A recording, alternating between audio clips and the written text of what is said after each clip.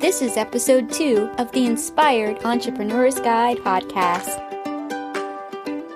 Hello everyone, and welcome to the very first guest interview of the Inspired Entrepreneur's Guide podcast series. I'm your host, Darlene Victoria. In this episode, I speak with entrepreneur Kyle Hunt of Remodel Your Marketing. Kyle provides marketing services to remodelers, but he didn't start out his business that way. During our conversation, you'll learn why he started his business, an obstacle that he had to overcome, the 2 best business decisions he's ever made, and more. So let's get started. Here's my conversation with Kyle. So, Kyle, what made you, or should I say, what inspired you to start your own business? And was the decision hard? Like you just said, we need to inspire people. So I can't give you like a boring answer. It has to be inspiring. So as far as starting my own business, I'll give not the long answer, but kind of the medium range answer. I've always been born to be an entrepreneur. I don't know if it's in my blood. Both my grandpas were entrepreneurs, and ever since I was in high school, really, I've always kind of been bent towards being an entrepreneur. I started doing some different websites, and actually I started my first quote-unquote business selling baseball cards online. But fast forwarding through different ventures, when I graduated college, I got an opportunity to work for a remodeling company, handling all their marketing and advertising efforts, and that also built out into managing their showroom, and I really got a start-to-finish education in the remodeling business, baths, kitchens, additions, that type of work, which my wife will attest, that is not my forte. I can't swing a hammer, but I can certainly help those businesses. Well, about 7 years ago, I turned to my wife, Sarah, and I said, honey, you're a stay-at-home mama. We got 1 kid, another one on the way. It's a crappy economy here in Michigan, not a lot of money in the bank to fall back on, but I want to quit this nice job I have that pays benefits and start my own business. And of course, she just said immediately, "Oh, whatever you want to do, honey." Right? Not quite like that, but we did put the plan together, and I turned my employer into my first client and started my business. And as far as deciding, directly to your question of why I want to start my business, I got some advice from one of my, I'd say, mentors, and he said, Kyle, the longer you wait, the harder it's going to be. And that made sense to me. And the other kicker was that I was trying to do multiple things at once. I had a full-time job, but I was also had a little side business going that I was nurturing. And when did I do my side business? In the evenings. And when was I a husband and a dad? In the evenings, right? So I remember kind of vividly, like, Kyle, you got to kind of make a decision here, right? Are you going to take a risk, jump out on your own and start your own business and focus on that? Because focusing on multiple things like this is just going to burn you out, my man. So, it was definitely a hard decision. It was a leap of faith, but it was also something I just saw a need out there for what I was going to offer. I was very clear on the problems that my prospective clients in my market had, and I felt very confident that I had an answer. So there you go. So I picked up on something that you said there. You were talking about support, and this is a big one that people ask. They say, I don't know if I have the support I need to start my business. And it sounded like Sarah being on board and supportive was important to the start of your business. Yeah, it was critical, but the other thing that people need to understand, it wasn't something we had like one conversation about it, right? It was something that we've talked about for a decent amount of time, and frankly, that was probably my first and biggest sale that I needed to make in my business. I needed to convince her that, look, I'm not just doing this because, I'm just bored, or that I just wanted, to just have my own business or whatever. I want to do this for our family and for our future. And there was, a bigger idea and bigger vision that I had for this that I needed to convey. And at the end of the day, it was like, okay, I'm trusting you on this, give it a shot. Her confidence in me was very, very key to it. Great. So I want to move on to your actual business structure and your niche. You offer marketing services to home remodelers. Did that idea come to you quickly, or was it kind of a light bulb moment? Yeah, it wasn't even in that niche right off the bat. So my business started out as the company name was Your Marketing Guy, and that was offering proven, practical, simple, effective marketing to any and all businesses. You could be a CPA, you could be a financial advisor, you could be a store downtown selling merchandise. You could be, and yeah, by the way, you could be a remodeler. But the system that I was selling and that I was following was going to be good for any and all businesses, any other small business. And it took me a couple of years before I started to take some of my own medicine. What I was telling these business owners was, you have to narrow your focus. Who is your ideal client? And then when I turned the sights on myself and said, hey, Kyle, who is your target? Who is your ideal client? What I realized is I needed to narrow that down. I didn't want to be all things to all people.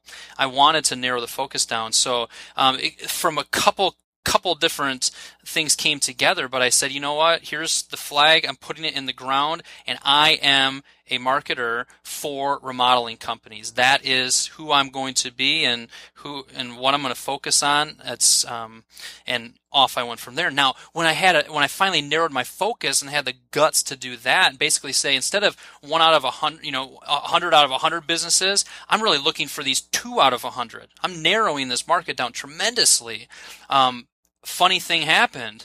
Now all of a sudden, it was easier for me to get speaking events. I had 20 home builder associations throughout the state of Michigan that I was calling and say, hey, I work with remodelers. I'm a specialist in this marketplace, and all of a sudden doors were opening up that way. That led into speaking at the National Remodeling Show after a few years, not right away. That led to me building up an email list of just remodeling companies. That allowed me to just kind of springboard into that niche, which has been absolutely huge and scary.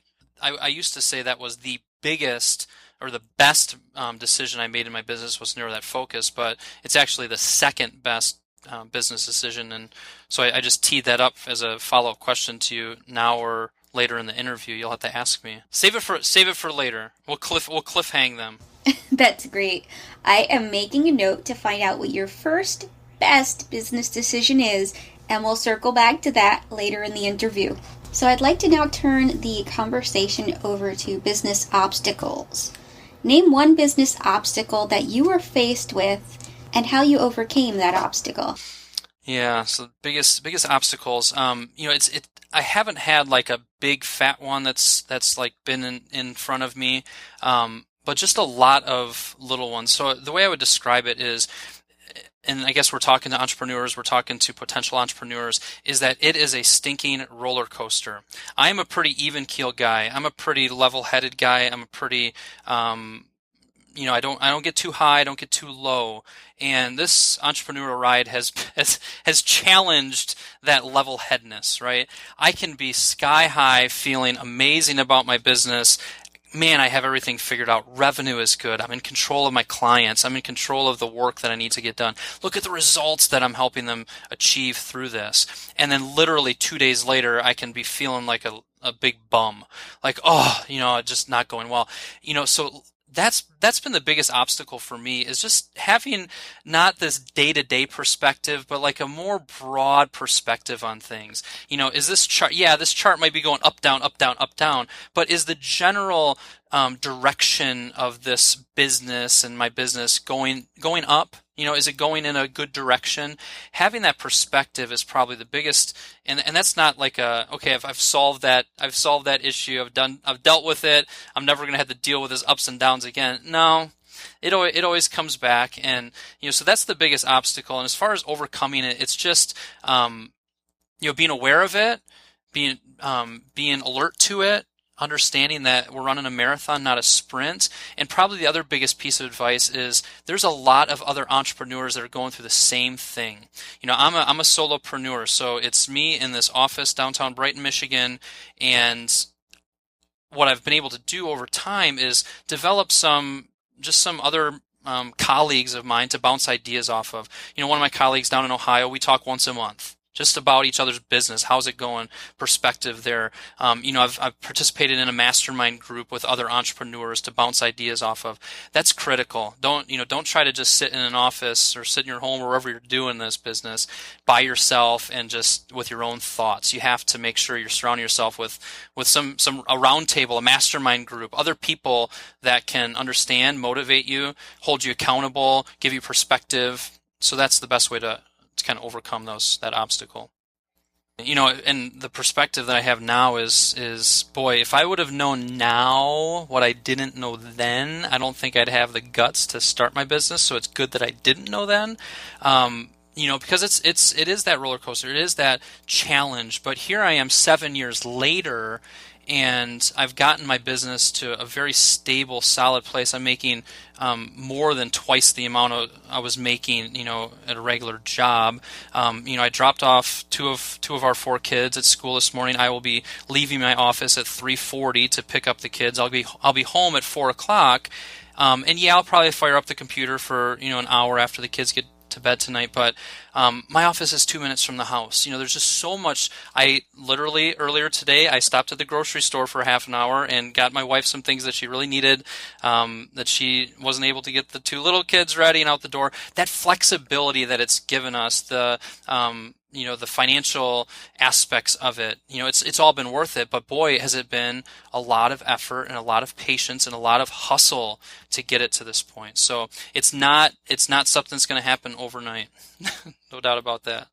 Okay, great. So my second to last question is for want-to-be entrepreneurs, or really people that are working a 9 to 5 and they're longing to be their own boss. What's one piece of advice you would provide them? Get very clear with who are you going to be offering your service to? What is the problem, or maybe a couple handful of problems that they have that you're going to solve? Just get very, very clear with that. In my case, I help remodelers do 3 things: transform their sales process, organize their sales pipeline, and automate their follow-up and stay-in-touch marketing efforts. It took me a long time to finally get my head around that is exactly what I do for my target market. And I know those are very specific and painful problems that my ideal clients have. And I have developed a very, very specific and clear way of solving those problems. So that would be my biggest piece of advice, is just get clear. And it doesn't have to be perfect right away, right? It's taken me 10 revisions to be able to narrow my message down to that point. But who is your ideal client? What is the problem they're having? How can you solve it? Get really, really clear with that. And then just get to work. Stop planning. I don't need a 20-page stinking business plan. Get out there and talk to somebody. Get out there and do it for free the first time around. Get some experience under your belt. Charge $100. I mean, very clearly in my business, my first couple clients were $500 a month.